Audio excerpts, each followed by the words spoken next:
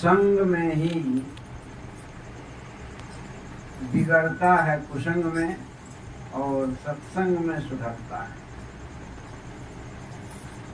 सदगुरु कबीर साहब कहते हैं कि आदमी अपनी ऊंचाई को कैसे प्राप्त कर सकते हैं? तो सुसंग से अपनी ऊंचाई को प्राप्त कर सकते हैं। और ऊंचे हो करके भी नीचा कब गिर जाता है? जब कुसंग होता है तो व्यक्ति ऊंचे से नीचा गिर जाता है। तो कुसंग मनुष्य को नीचा ले जाता है, सुसंग मनुष्य को ऊपर उठाता है। जैसे पवन का यदि संग हो जाता है धूल को, धूल है ना, जमीन में धूल है, हवा का संजोग उठता है। आप देखेंगे कभी कभी गोल चक्कर उठता है धूल का, बहुत आसमान तक पहुंच जाता है। वैसे भी आंधी आती है तो धूल उड़ करके कहां से कहां चली जाती है। तो हवा के साथ होने से धूल क्या हुआ? जमीन से ऊपर उठी। लेकिन जब वही धूल को पानी का संग होता है तब क्या होता है? कीचड़ बन जाता है। धूल वही है, उसका संग दो से हुआ। एक संग हुआ हवा से और दूसरा संग हुआ पानी से। हवा के संग होने से वह आकाश में, गगन में उड़ गया, लेकिन पानी के संग होने से वह कीचड़। मनुष्य भी उसी तरह से है। जब वो एक अच्छे व्यक्ति के संग में बैठता है, उठता है, अपना संग करता है, तब वह उठते उठते उठते उठते उठते उठते वह इतना ऊंचा उठ जाता है कि रत्नाकर वाल्मीकि हो जाता है। रत्नाकर क्या हो गया? वाल्मीकि। जो लूट मार करने वाला व्यक्ति, जंगल होकर के जो भी जाए यात्री, उसको लूट लेता था। लूट मार करने वाला संग किसका हो गया? तो नारद जी का, सज्जन का। और वो क्या हो गया? आदि कवि बन गया, वाल्मीकि हो गया। वाल्मीकि के संबंध में आप जानते होंगे, लोग बोलता है उल्टा नाम जगत जग जाना, अब वाल्मीकि भय ब्रह्म समाना। लोग उसको मरा मरा कहता है, लेकिन वास्तव में मरा मरा नहीं है। उल्टा का अर्थ है हमारी जो वृत्तियां हैं, चित्त की वृत्तियां, मन की वृत्तियां, वो वृत्ति जो है कुसंग की जो ओर थी, उधर से वह सुसंग की ओर मुड़ गई। गलत मार्ग की ओर जो प्रशस्त हो रही थी हमारी वृत्ति, वह वृत्ति गलत मार्ग से मुड़ करके सत्संग में आ गई, संतों के संग में। तो ये जो वृत्ति है, ये हमारा विचार है, ये कुसंग से हमारे अंदर कुविचार पैदा होता है, कुवृत्ति पैदा होती है, कुकर्म पैदा होता है। और सुसंग से, सत्संग से हमारे अंदर के कुविचार खत्म होता है। एक क्या करता है? कुविचार को पैदा करता है। दूसरा क्या करता है? कुविचार को खत्म करता है। एक कुसंग जो है कुकर्म को पैदा करता है, और सत्संग क्या करता है? कुकर्म को खत्म करता है। ये संग का कितना बड़ा प्रभाव है।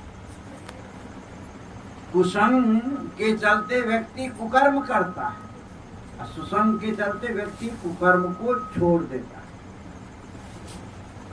आज संतों के संग में आकर के लाखों लाख लोग मांस खाना, जीव हत्या करना या और गलत कर्म, चोरी करना, व्यभिचार करना छोड़ दिया, धर्म का काम कर रहा है। किसके चलते? सुसंग के चलते, अच्छी संगति के कारण। सदगुरु कबीर साहब कहते हैं, जैसी संगति कीजे लोई, तैसी बुद्धि शरीरे होई। जैसी संगति कीजे लोई, लोई मतलब लोई लोक के पर्याय है। लोई माने कोई एक पर्टिकुलर महिला नहीं जो लोई नाम से जाना। लोई मतलब लोक। गोरखनाथ जी ने अपने वाणी में 6 बार लोई शब्द का प्रयोग किया, जो लोकवाचक है। उसी तरह से कबीर साहब ने भी अपनी वाणी में कहे, कबीर सुनो नर लोई, आया है आगे। अब भूतवा के पूजले भूतवे हुई, कई बार प्रयोग किया। तो नर लोई, नर लोई किसको कहा? नर को, मनुष्य को। तो यहाँ कहते हैं लोई मतलब मनुष्य। जैसी संगति कीजे लोई, तैसी बुद्धि शरीरे हुई। हमारी जो बुद्धि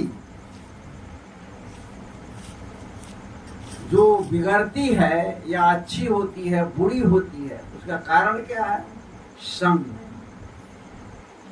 संग के कारण हमारी बुद्धि बिगड़ती है। कुसंग में गया बुद्धि बिगड़ गई, सुसंग में आया बुद्धि सुधर गई,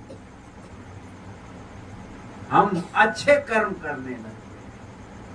आज धरती पर जहां भी अच्छाई है, जहां जिस कोना में देखेंगे, जिस देश में देखेंगे, जिस क्षेत्र में देखेंगे, वो अच्छाई का देन कहां से? अच्छाई का जनक कौन है? आज आप लोग जहां बैठे, ये सत्संग ही अच्छाई का जनक है। ये सत्संग में ही सद्गुण व्यक्ति के अंदर उपजता है। सत्संग ही व्यक्ति के अंदर सत्कर्म पैदा करता है। सत्संग ही व्यक्ति के अंदर सुविचार पैदा करता है।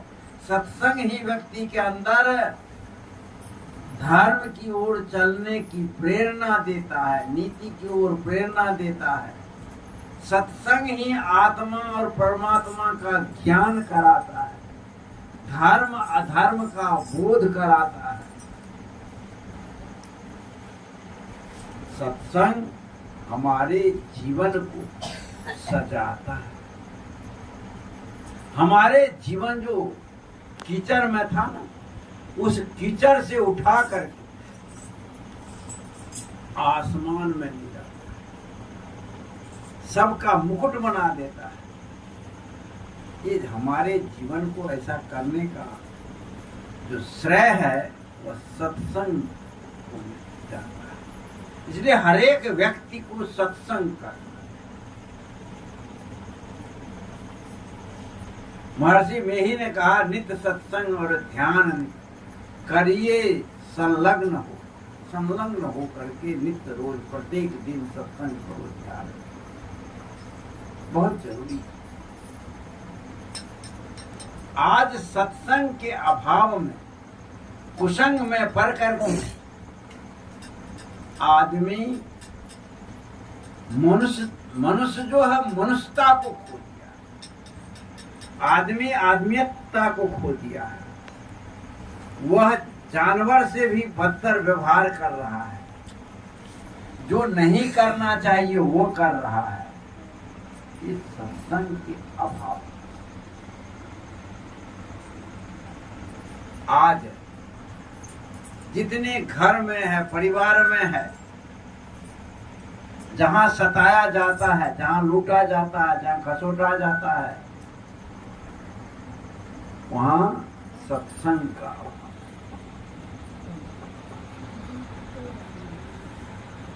यदि आपका सुपुत्र सत्संग परायण है, गुरु के शरण में आया है, तो आप बीमार पड़ते हो तो सेवा करता है, आपको पानी देता है, आपको दवाई दिलाता है। यदि उसके जीवन में सत्संग नहीं हो तो आप मर जाओ, उसको कोई फर्क नहीं पड़ता है। वो आपको गाली देगा, आपको मारेगा। कितने बेटे माँ बाप को मार दिया, माँ को मार दिया, बाप को मार दिया। कुसंग के चलते बहुत बड़ी बड़ी घटनाएं घटती। सत्संगत से सुख मिलता है, जीवन का कण कण खिलता है। सत्संगत से सुख मिलता है। हमारे जीवन में कहीं भी दुख है तो समझना चाहिए कि सत्संग का अभाव है। सत्संग करो, जीवन का दुख खत्म हो जाए।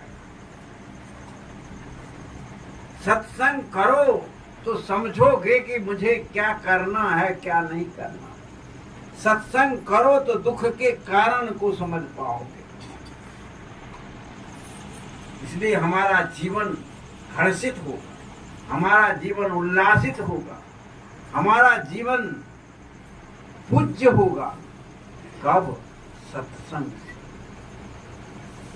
इसलिए मनुष्य को, हरेक मनुष्य को चाहिए कि वह सत्संग में जरूर जाए, सत्संग जरूर करे। आपके साथ क्या जाने वाला है? ये मकान जाएगा क्या? धन जाएगा? बेटा जाएगा? बेटी, पति, पत्नी, पड़ोसी, कोई साथ जाने वाला नहीं है। कोई साथ जाने वाला नहीं। लेकिन जब सत्संग करोगे, सत्संग से आपका विचार सुधर जाएगा, तब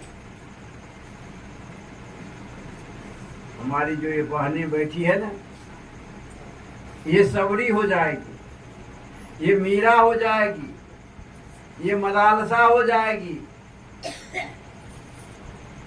नहीं, ये कर्माबाई हो जाएगी। सत्संग मिलेगा, आप अमर हो जाओ। यदि सत्संग नहीं मिला तब मर जाओगे। भोज भात लोग खा लेगा, एक आध साल याद करेगा, अच्छा बुरा फिर भूल जाएगा। लेकिन सत्संग करोगे तो कभी नहीं भुलाएगा। वह जीवन तुम्हारा खिलेगा, तुम्हारे जीवन से पराग निकलेगा, तुम्हारे जीवन से सुगंध निकलेगा। कब? सत्संग। सत्संग में जाएंगे तो सुगंध हमारे जीवन से निकलेगा, क्योंकि कुकर्म से दुर्गंधी आती है और सत्कर्म से सुगंधी आती है। तो हमारे जीवन में सदकर्म कब आएगा? जब हम सत्संग में बैठे।